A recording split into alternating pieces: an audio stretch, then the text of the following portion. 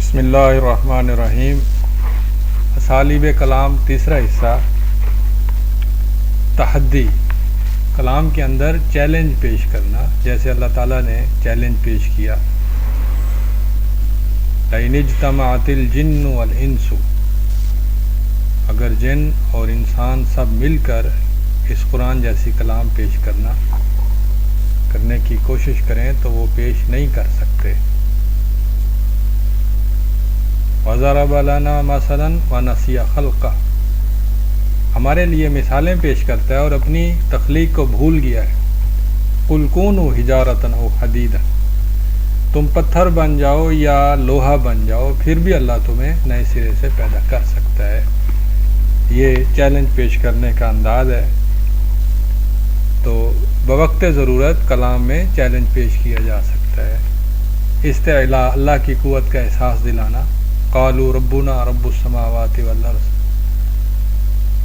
ہمارا رب آسمان اور زمینوں کا رب ہے۔ الا تصرف عنی کیدہن اصب الیہن، حضرت یوسف علیہ السلام نے کہا تھا، اللہ اگر تو نے ان عورتوں کے مکر اور فریب کو مجھ سے دور نہ کیا تو اللہ میں ان کی طرف مائل نہ ہو جاؤں، تو ہی مجھے ان سے بچا سکتا ہے۔ من کان یرید العزت فللہ العزت جمیعا، جو عزت چاہتا ہے تو عزت ساری کی ساری اللہ کے پاس ہے۔ فما آتانی اللہ خیر، جو اللہ نے مجھے دیا ہے وہ بہتر ہے جو تم دیتے ہو اس کی بنسبت۔ قالوا آمنا برب ہارون و موسیٰ، تو یہ اللہ کی قوت کا احساس دلانا۔ جزا، اچھی اور بری جزا کا تذکرہ کرنا، جیسا کہ قرآن میں آتا ہے وَمَن يَعْمَلْ مِثْقَالَ ذَرَّةٍ خَيْرًا يَرَهُ وَمَن يَعْمَلْ مِثْقَالَ ذَرَّةٍ شَرًّا يَرَهُ۔ كَذَّبَتْ عَادٌ فَكَيْفَ كَانَ عَذَابِي وَنُذُرِ، عاد نے جھٹلایا تو دیکھو پھر کیسے میرا عذاب اور میرا ڈرانا کیسا تھا۔ تو یہ اِنَّا بَلَوْنَاهُمْ كَمَا بَلَوْنَا أَصْحَابَ الْجَنَّةِ، ہم نے ان کو ایسے آزمایا جیسے کہ ہم نے باغ والوں کو آزمایا تھا۔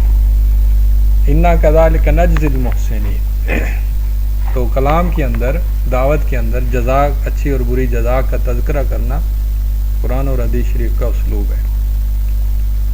حذر و احتیاط، احتیاط کی تلقین کرنا، احتیاط اختیار کرنا، احتیاط کی بات کرنا کلام کے اندر عقل مندی کی نشانی ہے۔ خذوا حذرکم انکم اذا مثلہم اتریدون ان تجعلوا للہ علیکم سلطانا اذا جاءک المنافقون لا تتبعوا خطوات الشیطان۔ یہ ساری آیتیں یہ احتیاط اختیار کرنے پر دلالت کرتی ہیں۔ انما اموالکم اولادکم فتنہ، تو کلام میں جیسے خوشخبری ہے ویسے کلام کے اندر احتیاطیں بھی ذکر ہونی چاہیے تاکہ کلام معقول ہو، متوازن ہو۔ تطہیر صفوف، کلام کے اندر اچھے لوگوں کی تحسین ہوتی ہے اور برے لوگوں کی خرابی بیان کی جاتی ہے تاکہ اپنی صفوں کو پاک صاف کیا جائے اور شر پسند عناصر کو کمزور کیا جائے۔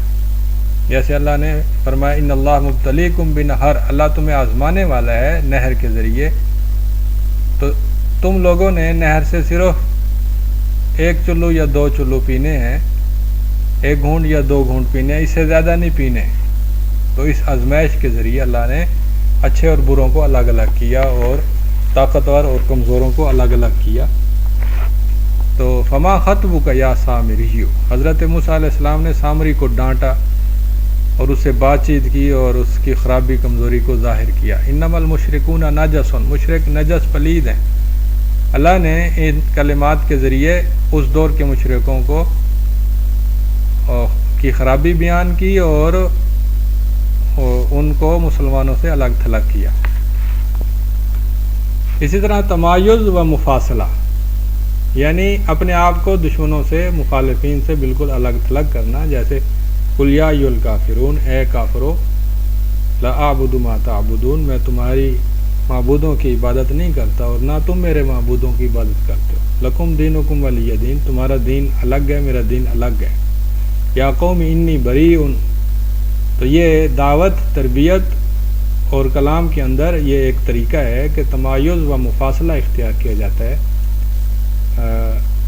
مختلف درجات بیان کیے جاتے ہیں مختلف لوگوں کے لیے، اور ہر طبقے کو الگ تھلگ مفصل بیان کیا جاتا ہے۔ اعتراف خطا، اپنی خطا کا اعتراف کرنا، یہ بھی کلام کا ایک اسلوب ہے۔ جیسے حضرت آدم علیہ السلام نے کہا ظلمنا انفسنا، اور جیسے زلیخا نے کہا الآن حس الحق، اور جیسے موسیٰ علیہ السلام نے کہا رب انی ظلمت نفسی قد بلغت من لدنی عذرا، جیسے موسیٰ علیہ السلام نے حضرت خضر علیہ السلام کو کہا لولا تسبحون۔ تو یہ خطا کا اعتراف ہے۔ تعریض و تلمیح، اشارہ کرنا۔ ومن الناس من یقول ربنا آتنا، لوگوں میں سے کچھ ایسے ہیں وہ یہ بات کہتے ہیں، لوگوں میں سے کچھ ایسے ہیں۔ ومن الناس من یعجبک قولہ ومن الناس من یشتری نفسہ وَلَتَعْرِفَنَّهُمْ فِي لَحْنِ الْقَوْلِ، تم انہیں پہچان لوگے بات چیت کے انداز میں۔ تو یہ تعریض اور تلمیح ہے کہ کسی کا نام لیے بغیر اس کا قول ذکر کرنا، اعتدال یعنی اتنی ذمہ داری ڈالنا جتنی وہ لوگ برداشت کر سکتے ہوں۔ جیسے اللہ نے فرمایا اتقوا اللہ ما استطعتم لا یکلف اللہ نفسا الا وسعها فلعلک باخع نفسک، اس میں بھی اعتدال کی بات ہے کہ اے نبی اپنی جان کو ہلاکت میں نہ ڈالیں بلکہ اعتدال اختیار کریں۔ ویل للمطففین، اسلوب حکیم، سائل کے سوال کی اصلاح کرنا اور پھر جواب دینا۔ یسألونک عن الاہلہ، لوگ آپ سے چاند کے گھٹنے بڑھنے کا پوچھتے ہیں کہ یہ کیسے ہوتا ہے، تو اللہ نے کیسے کی بجائے کیوں کا جواب دیا کہ یہ کیوں ہوتا ہے اور اس کا مقصد اور اس کی افادیت کیا ہے۔ تو اللہ نے سائنسی بات نہیں بتائی کہ یہ کیسے گھٹتا بڑھتا ہے، بلکہ اس کی حکمت بتائی کہ اس کے گھٹنے اور بڑھنے سے لوگوں کے لیے یہ اوقات اور مہینوں اور دنوں کا اندازہ لگانا آسان ہو جاتا ہے، جس کی وجہ سے وہ پھر اپنے معاملات کو اچھے طریقے سے نپٹا سکتے ہیں۔ ماذا ينفقون، کتنا خرچ کریں۔ اللہ نے اس کا جواب یہ نہیں دیا کتنا کریں، بلکہ یہ بتایا کہ کہاں کہاں خرچ کریں۔ قل ما انفقتم من خیر فللوالدین، جو بھی خرچ کرو تھوڑا ہو یا زیادہ ہو وہ اپنے والدین اور رشتہ داروں کے لیے خرچ کرو۔ یسألونک عن الشہر الحرام قتال فیہ، تو یہ سارا اسلوب حکیم ہے۔ منطقی غور و فکر کرنا، عقلی محاکمہ کرنا۔ ان مثل عیسیٰ کمثل آدم، عیسیٰ علیہ السلام بغیر باپ کے پیدا ہوئے، تو اس سے زیادہ عجیب مثال یہ ہے کہ آدم علیہ السلام وہ بھی بغیر باپ اور ماں کے پیدا ہوئے۔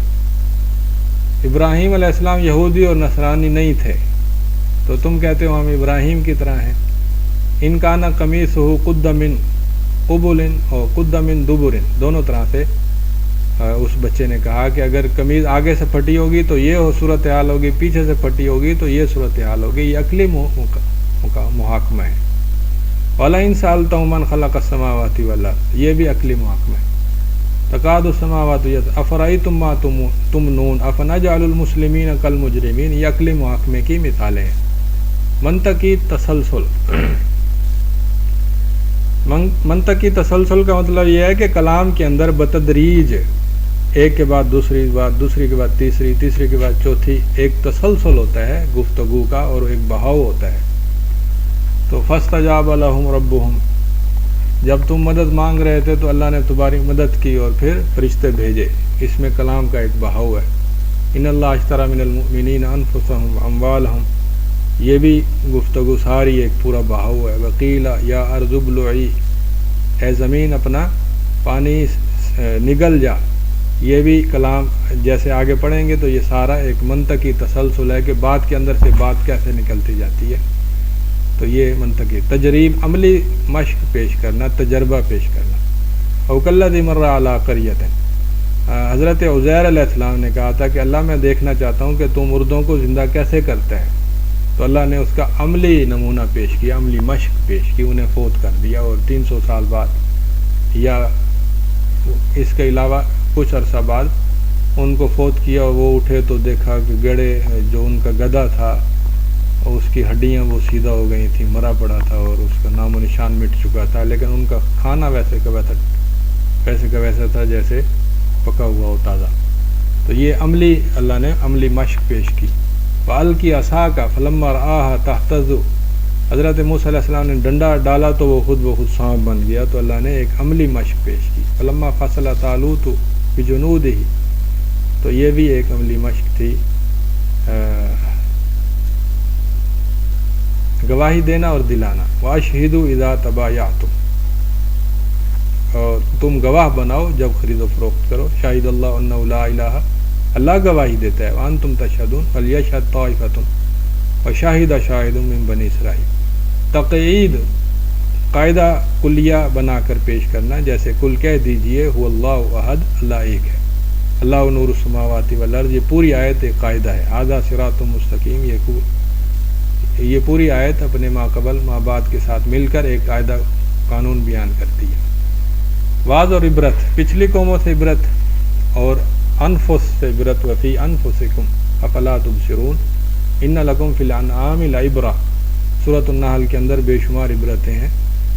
تو علم و تصرف پر گہری نظر، یعنی بتانا لوگوں کو کہ ان کے علم کا بھی حساب ہوگا اور ان کے ایک ایک عمل کا بھی حساب ہوگا، مثقال ذرہ لا یظلمون نقیرا، انہیں ایک کھجور کے گڑے یا کھجور کی جو تھوڑی سا خم ہوتا ہے اس کے برابر بھی ان پر ظلم نہیں ہوگا، یا اس کے کھجور کے اندر جو تھوڑی سی لکیر ہوتی ہے،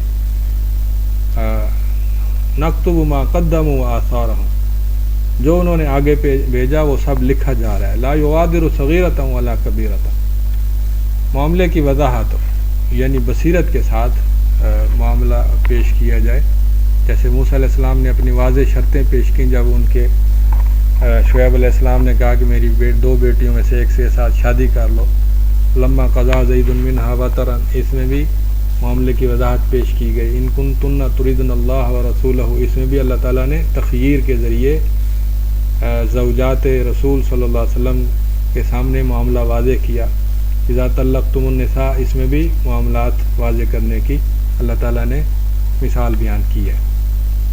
اغتنام الفرص، فارغ وقتوں کا استعمال اور اس بارے میں جوش دلانا، جیسے فاستبقوا الخیرات، فاستبقوا الخیرات، نیکی کے کاموں میں جلدی کرو، تو یہ اللہ تعالیٰ جوش دلا رہے ہیں، یسارعون فی الخیرات، وہ جو مومنین ہیں وہ نیکی کے کاموں میں جلدی کرتے ہیں، والسابقون السابقون، تو لوگوں کو آگے بڑھنے کی ہمت دلانا، جوش دلانا، یہ کلام کا اسلوب ہے۔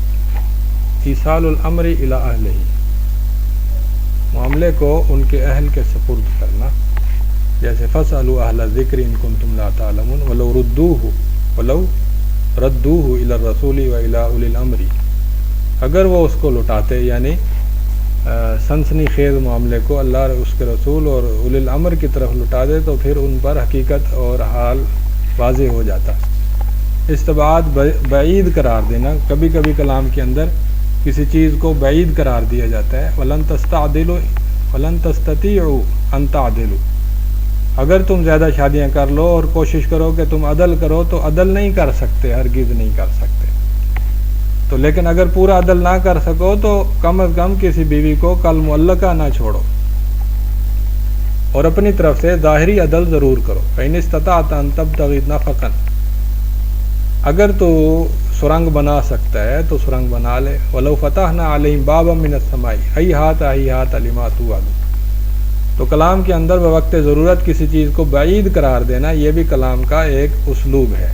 دحض الافتراء، تہمت کا انکار کرنا، ان افتریتہ فلا تملکون من اللہ شیئا، اگر میں نے اللہ پر بہتان باندھا ہے تو اللہ مجھے پکڑ لے گا اور تم مجھے نہیں چھڑا سکو گے، یہ دحض الافتراء ہے۔ دعا کرنا، کلام کے اندر دعائیں، اللہ سے دعائیں کرنا اور مدد اور التجائیں کرنا، رب اجعلنی مقیم الصلاۃ ربنا تقبل منا واجعلنا للمتقین اماما، تصویر یعنی منظر کشی کرنا، کمثل الذی استوقد نارا او کصیب من السماء کمثل حبۃ انبتت سبع سنابل، نیکی کی مثال ایسے ہے جیسے ایک دانہ ہو، دانے سے 7 بالیاں اور ہر بالی میں 100 دانے ہوں، تو ایک دانے سے 700 گنا تک اللہ تعالیٰ اضافہ کر دیتے ہیں۔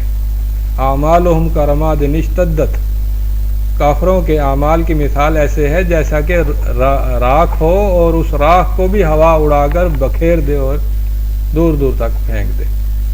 مقرنین فی الاسفاد تذہل کل مرضعۃ، یہ ساری زبردست مثالیں ہیں کہ اللہ نے منظر کشی کیسے کی ہے۔ تو یہ کلام کا اسالیب کلام کا تیسرا حصہ تھا، تو یہ یہاں پر مکمل ہوتا ہے۔ السلام علیکم ورحمۃ اللہ وبرکاتہ۔